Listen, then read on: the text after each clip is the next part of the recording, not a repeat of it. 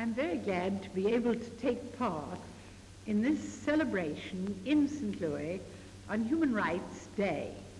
Ever since the Declaration of Human Rights, the Universal Declaration of Human Rights, was passed in Paris in 1948 on December the 10th, we have fostered the observance of this day not only in the United States, but throughout the world.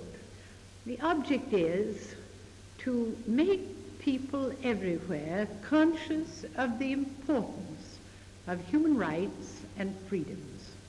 The reason for that is that these are spoken of and emphasized in the Charter of the United Nations, and the Declaration was written to elaborate the rights already mentioned in the Charter, and to emphasize also for all of us the fact that the building of human rights would be one of the foundation stones on which we would build in the world an atmosphere in which peace could grow.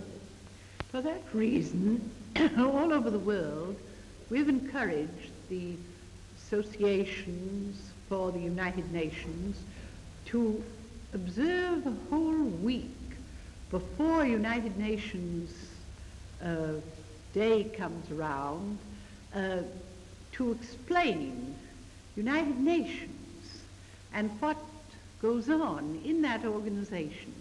And when we come to the celebration for human rights, we try to particularly have people study the Declaration so that they will really understand what were considered to be the most essential rights for all people to have throughout the world.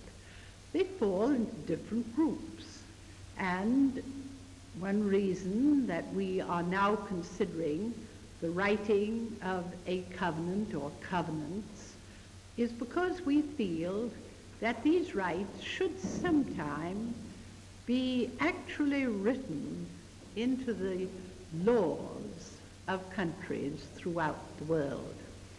And that can be done by the adoption of covenants and the changing of laws to meet whatever a country has accepted in a covenant which will be written in treaty form.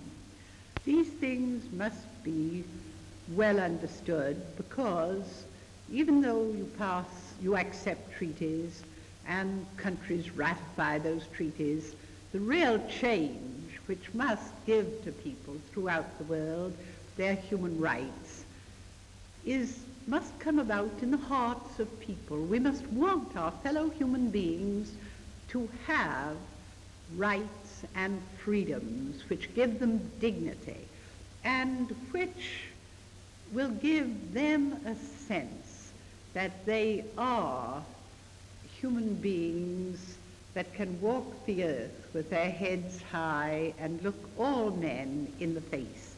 If we observe these rights for ourselves and for others, I think we will find that it is easier in the world to build peace, because war destroys all human rights and freedoms. So in fighting for those, we fight for peace.